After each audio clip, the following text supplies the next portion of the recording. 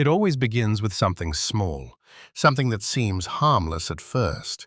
For the quiet suburban neighborhood of Willow Creek Estates, that something was a single parking spot, the kind of neutral, unassigned space that anyone could use, sitting right beside the row of identical mailboxes and perfectly trimmed hedges.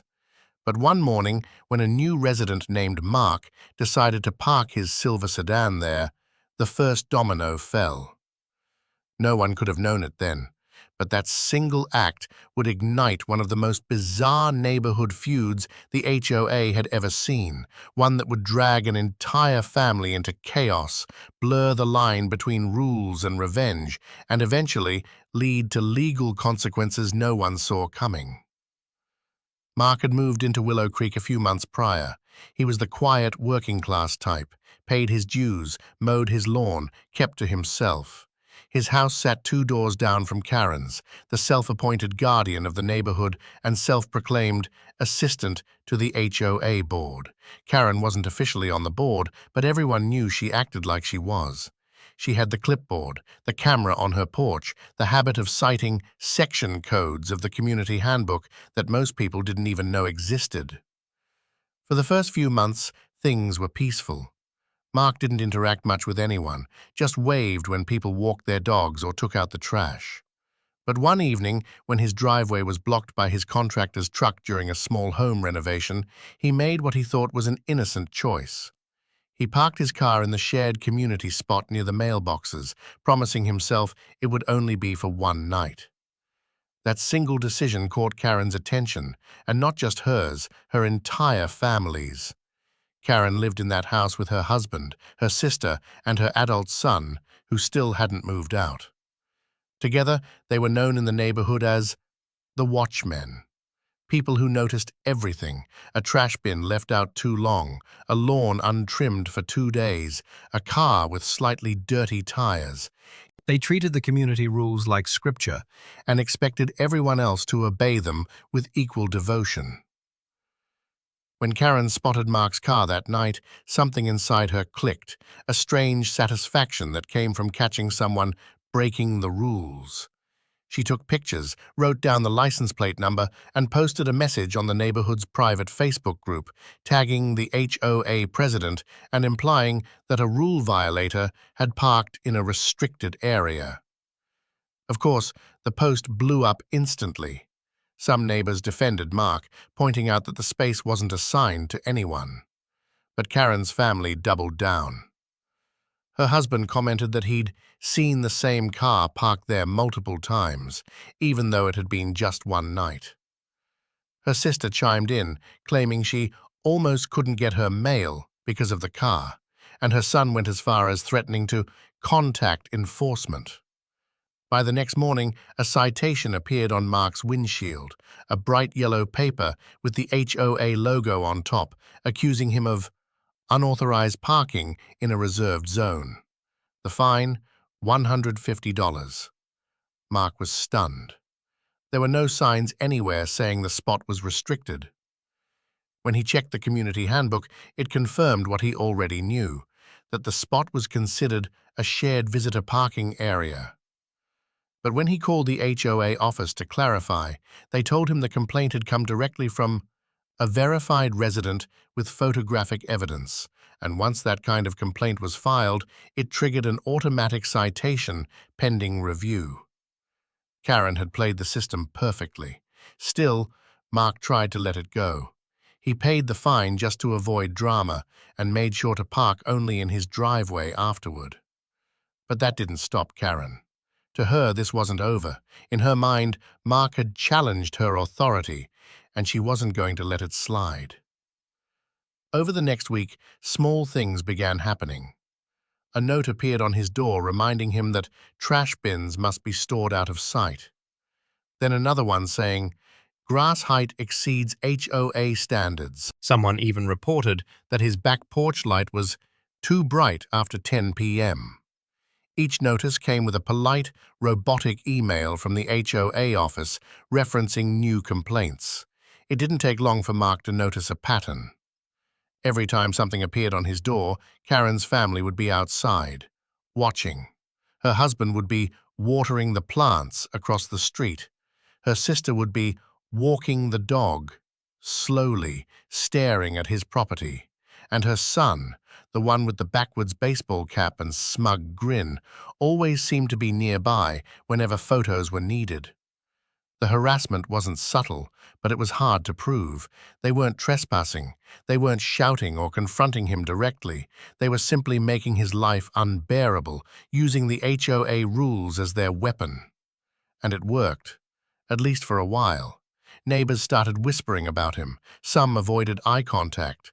Others began believing the rumors Karen's family spread, that Mark was always causing issues or ignoring the rules everyone else follows. Slowly, his reputation eroded. But Karen's family wasn't satisfied yet. They wanted to make an example out of him. One weekend, when Mark's friends visited and parked 2 cars temporarily in front of his home, Karen took it as a personal declaration of war. Within hours, her family was outside taking photos, shouting across the lawn about illegal guests, and sending complaint emails to the HOA board. That's when the board decided to investigate. A notice arrived stating that Mark was being placed on probationary review for multiple violations. 3 more fines followed. His total fees crossed over $600 in less than a month, all because of parking and so-called rule infractions that didn't exist in the official policy. For Karen, it was a victory. For Mark, it was exhaustion. But what Karen didn't realize was that her obsession had crossed from petty annoyance into coordinated harassment. She wasn't just enforcing rules anymore, she was targeting a person, and her family was fully complicit. Then came the moment that pushed everything over the edge. Late one night, Mark discovered that someone had posted his address and car license plate in a local Facebook group, claiming he was a chronic violator and warning people to watch out. The post contained private details, clearly taken from HOA complaint files that weren't public. That was doxing, and it was illegal. Mark immediately contacted the HOA office and the local police, but both seemed reluctant to get involved. The HOA brushed it off as a misunderstanding and said they would review the issue internally. Karen's family, of course, denied any involvement, but evidence was starting to pile up. One of Mark's neighbors quietly told him they'd seen Karen's son bragging online about putting violators in their place. Another neighbor had a doorbell camera that captured Karen's sister placing an envelope in Mark's mailbox, something she wasn't authorized to do. It was clear this wasn't a misunderstanding. It was a campaign. And Mark was done playing defense. He began documenting everything: photos, timestamps, emails, even camera footage. Every fake citation, every false complaint, every time Karen's family trespassed near his property. What had started as quiet frustration began turning into quiet strategy, because if the HOA wouldn't stop them, he'd find someone who would. By the end of that week, he had gathered enough proof to take action. He reached out to a lawyer specializing in homeowner harassment and HOA misconduct, a move that would soon expose the truth behind Karen's family's power, their influence on the HOA board, and the dark secrets they never expected to come to light. But that reckoning was still to come. For now, Willow Creek Estates slept under the calm illusion of normalcy. Porch lights glowing, sprinklers ticking across perfect lawns, and one quiet house where a man sat awake, compiling evidence against the family who thought they could ruin him. Because the battle for that single parking spot was just beginning. In neighborhoods like Willow Creek Estates, calmness is often a disguise, a thin, fragile surface stretched over layers of resentment, competition, and control. After weeks of Karen's family tormenting him, Mark had finally decided to fight back, quietly, carefully, and within the law. But before his plan could even begin, Karen's family doubled down in ways no one could have imagined. What started as parking drama was now morphing into a full-blown campaign of intimidation. Karen had always seen herself as the guardian of the neighborhood, but after learning that Mark had contacted a lawyer, something inside her snapped. It wasn't just about the parking spot anymore. It was about dominance, about teaching him a lesson for daring to challenge her family's authority. From that moment, their mission was simple: make Mark's life unbearable until he either moved out or cracked under pressure. The first wave came through the HOA channels. Suddenly, new anonymous complaints flooded the system. Allegations of noise after hours, suspicious visitors, and property damage appeared in the logs. The HOA board, already used to Karen's obsessive reports, began treating them as credible simply because of her persistence. She'd call, email, and even show up at the office, pretending to speak on behalf of concerned residents. Within days, the board issued a formal notice requiring Mark to attend a disciplinary hearing. The notice accused him of violating multiple community standards and warned of escalating fines and potential suspension of neighborhood privileges, the kind of bureaucratic nonsense that meant nothing in real life but sounded terrifying on paper. Karen and her family celebrated that notice like a trophy. Her husband printed it and pinned it on their fridge. Her sister told neighbors that justice was finally being served. Her son boasted online that the board is cracking down. They strutted through the neighborhood like victors of a war that wasn't even real, proud of the chaos they'd created. But behind the curtains of their suburban fortress, they began something even darker. Karen's son, who spent most of his time glued to online forums, created fake social media accounts to post rumors about Mark. He uploaded photos of Mark's car, the same ones his mother had taken, and spread lies that he was running a side business out of his home, something strictly prohibited under HOA policy. Those posts reached the HOA board through concerned citizen screenshots that of course came from accounts they never bothered to verify. Meanwhile, Karen's sister began calling utility companies, pretending to be Mark's relative, requesting meter checks and safety inspections. Every few days, strangers would show up at his door, claiming they'd been called to inspect something. It was subtle harassment, always with enough plausible deniability to avoid direct blame.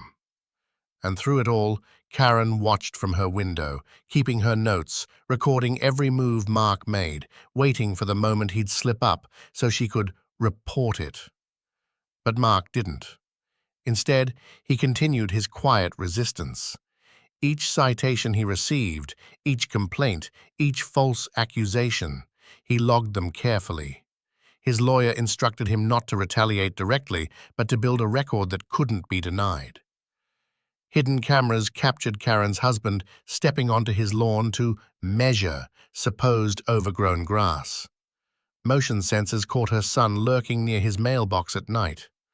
Every piece of evidence added weight to the growing file that would soon turn the tables. Yet the family's pressure campaign didn't stop. When the HOA hearing date arrived, The entire Karen clan showed up, all four of them, dressed like they were attending a courtroom. They filled the small conference room with their energy, waving folders and screenshots, claiming they had proof that Mark was a chronic violator. They had no idea that Mark had already handed over his own evidence, time-stamped, verified, undeniable. Still, the board didn't want conflict. Like many HOA boards, they feared confrontation more than they valued fairness. They offered a compromise. If Mark agreed to acknowledge the complaints and pay a reduced fine, they'd consider the matter resolved. But Mark refused. He knew that giving in would only feed their power, so he walked out without signing anything. That decision enraged Karen's family. From that day, they abandoned subtlety. Their harassment turned physical. Someone began leaving garbage bags in front of his driveway, torn, smelly, filled with debris. His mailbox was stuffed with anonymous letters calling him a nuisance. One night, his car windshield was smeared with something sticky and foul. Though he couldn't prove who did it, the doorbell camera across the street showed blurry figures in hoodies. heading straight from Karen's house toward his car around midnight. The evidence was piling up, but so was the tension. Neighbors began taking sides. Some quietly sympathized with Mark but were too afraid to speak publicly. Others, influenced by Karen's gossip, treated him like an outcast. Kids stopped riding their bikes near his house. People lowered their voices when he passed by. It was social isolation at its purest form, the kind that eats away at your peace and sanity. But through it all, Mark didn't flinch. His lawyer had started digging deeper, and what he found changed everything. It turned out that Karen's husband was a cousin of one of the HOA board members. That connection explained how easily their complaints got processed and why every citation against Mark seemed to be approved without verification. It was a conflict of interest, and once exposed, it could invalidate every penalty the board had issued. And then came the breakthrough. When Mark's lawyer subpoenaed the HOA communication records, they discovered a string of internal emails. In them, Karen's family had not only submitted multiple fake complaints, but also provided edited photos, images that had been digitally altered to show false violations, like extra cars parked or garbage left out. Even worse, one email revealed that Karen's husband had used his connection to access private member data, including home addresses and license plate numbers. That was the exact information used in the doxing incident. This wasn't neighborhood policing anymore, it was a privacy violation, and it was criminal. When the lawyer presented the findings to the board, panic spread. The HOA president quickly realized the seriousness of what had been uncovered. Doxing, data misuse, falsified records, all under the association's watch. The board had unknowingly enabled Karen's family's vendetta. If the evidence went public, it could bring legal and financial consequences to the entire association. But Karen, still convinced of her righteousness, didn't back down. Instead, she accused Mark of fabricating evidence. She claimed the emails were taken out of context, that her family was being harassed for trying to keep the community safe. Her denial only made things worse. As the board scrambled to conduct internal reviews, Mark's lawyer filed a formal harassment and defamation complaint, not just against the HOA, but personally against Karen's family. It was no longer a neighborhood squabble. It was a legal war. News spread fast. Neighbors whispered in disbelief as the once feared watchdog family suddenly became the subject of gossip. Some even began sharing their own experiences, times when Karen had threatened them over trivial rule violations, or when her son had trespassed to take evidence. The illusion of control her family had built over years was collapsing in real time. But Karen wasn't done. Even as the investigation loomed over her, she still tried to twist the narrative, claiming Mark had hired lawyers to bully her family. She printed flyers accusing him of filing false lawsuits and placed them in neighbors' mailboxes. It was desperation, pure and simple. But it was also self-destruction. Each act added to the mountain of proof against her. Meanwhile, Mark's lawyer prepared the final blow, a cease and desist order and an impending lawsuit for harassment, defamation, and violation of privacy. The damages sought were enough to bankrupt Karen's household if proven. For the first time, Karen's family began to panic. The confident faces that once smirked from their porch now avoided eye contact. Her husband stopped watering the lawn at sunrise. Her sister no longer walked her dog near Mark's home. Even her son deleted his social media accounts overnight. But the storm they'd created was already too big to contain. Because the legal process was just beginning, and what was about to unfold would drag every secret, every manipulation, and every lie out into the open, not just for the board, but for the entire community to see. The family that once terrorized the neighborhood was about to face consequences they never imagined. And the parking spot that started it all would soon become the symbol of their downfall. When the letter arrived, Karen's hands trembled as she held it.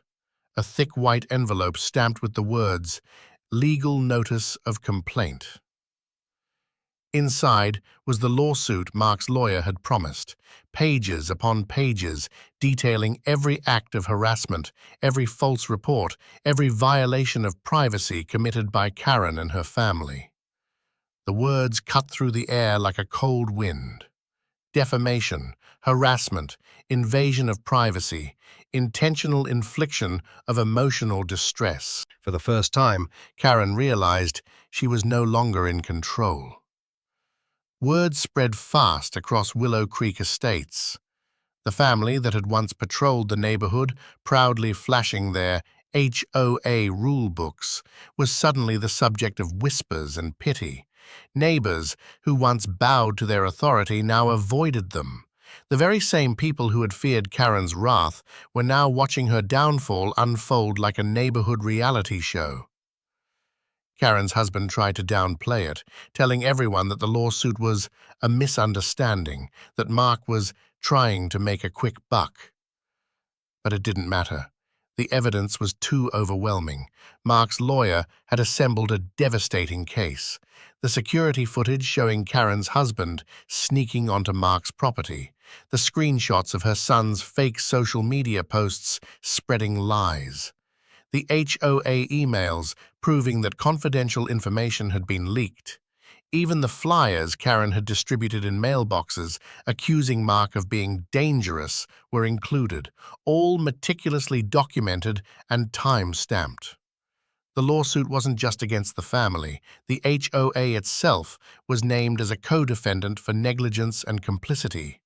After all, it had ignored months of complaints from Mark while enabling Karen's abuse through unchecked authority and internal favoritism. And that's when things really started to unravel. The HOA board, desperate to protect itself, quickly turned against Karen's family. The president released a formal statement condemning their actions, insisting that the board had been misled and was not aware of the extent of the misconduct. Behind the scenes, they held emergency meetings, voted to suspend Karen's access to any community communications, and even began drafting a motion to permanently remove her household from any HOA involvement. It was every man for himself now. Karen's husband, once confident and smug, began avoiding Mark entirely. Her sister, who had been so vocal online, deleted her neighborhood Facebook posts in a panic. And her son, whose online comments had fueled the harassment, was summoned by police for questioning regarding the doxing incident. The investigation uncovered everything. Police traced the doxing post to the same Wi-Fi network registered under Karen's home. The metadata from the edited photos submitted to the HOA matched the timestamps on Karen's son's laptop. The phone records showed multiple calls made by Karen's sister to utility companies under Mark's name. Piece by piece, their entire operation crumbled. As the evidence became public, neighbors began testifying. One by one, residents who had once stayed silent came forward. They spoke about how Karen's family had harassed them over small rule violations, from mailbox decorations to how long their cars were parked in guest spaces. Some admitted they had filed fake complaints against others just to stay on Karen's good side. The illusion of order and civility that Willow Creek Estates had always boasted was exposed as a web of manipulation held together by fear. And at the center of it all, the parking spot. That single, meaningless piece of pavement became the proof of how far power and ego could spiral when left unchecked. When the civil hearing began, the courtroom was packed. A few neighbors even showed up just to watch the downfall unfold. Karen and her family sat together in the front row, their confident posture replaced by nervous silence. The HOA's attorney tried to distance the board from their actions, but the judge wasn't impressed. Mark's lawyer presented everything methodically. No theatrics, no exaggeration, just cold, undeniable evidence. The emails, the fake posts, the illegal data access, all tied directly to Karen's family. The judge's face hardened as the details unfolded. The defense tried to argue that the family had acted in good faith, believing they were protecting the community. But that argument collapsed the moment Mark's lawyer played a security recording showing Karen's son vandalizing Mark's mailbox. The courtroom fell silent. It was over. The verdict came down 2 weeks later. The court ruled in Mark's favor on every count.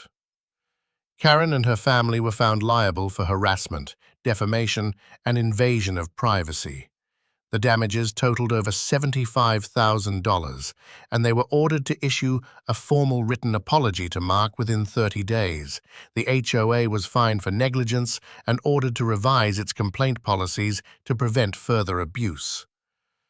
But the punishment didn't stop at money. The judge also issued a restraining order against the entire family, prohibiting them from contacting, approaching, or photographing Mark or his property ever again. Their names were flagged in the HOA database, banning them from submitting any further resident complaints. It was poetic justice. The neighborhood that had once revolved around Karen's authority now watched her become the outcast. The same people she had terrorized were now the ones shaking their heads as she passed. Her reputation, once built on control and intimidation, was shattered beyond repair. Her husband quietly put the house up for sale a few months later. Rumor had it that the family was moving to another city. A fresh start, as they called it, but everyone knew the truth. They weren't leaving for a new beginning. They were running from their own mess. Meanwhile, life in Willow Creek slowly returned to peace. The HOA, embarrassed and humbled, implemented strict reforms. Complaints now required verified evidence from multiple residents before any citation could be issued. Anonymous tips were no longer accepted. Security cameras were installed around the shared parking areas, and residents were encouraged to attend open board meetings. For the first time in years, the neighborhood felt free. As for Mark, he kept to himself, just as he always had. He never gloated, never celebrated. The money from the settlement went straight toward paying off his mortgage. The parking spot, once a battleground, now sat quietly beside the mailboxes, used freely by whoever needed it, just as it was meant to be. But the story of what happened there Became legend. New residents heard whispers about the family who tried to control everything and lost it all. Old neighbors used it as a cautionary tale whenever someone got too obsessed with rules or power, and though Karen's house eventually sold, it never felt the same. The new owners repainted it, replaced the porch camera, tore out the overgrown hedges, and tried to erase every trace of the family that once used fear as their weapon. But the memory lingered, a reminder of how quickly ordinary people could become tyrants when given even a little authority. In the end, the war over one parking spot revealed something much deeper, that control is fragile, power is fleeting, and sometimes the real battle isn't over space, it's over pride. For Mark, peace didn't come from winning the lawsuit or the money. It came from the silence that followed, the absence of notes on his door, of eyes watching from across the street, of whispered complaints in neighborhood meetings. The kind of peace that only arrives when the noise finally stops. And every time he walked past that once infamous parking spot, he couldn't help but think of how absurd it all was, that one ordinary patch of pavement could destroy a family, shake an entire community, and teach everyone a lesson they'd never forget. Because in Willow Creek Estates, the battle for a parking spot wasn't just about rules, it was about people who forgot what community truly meant, until it was too late.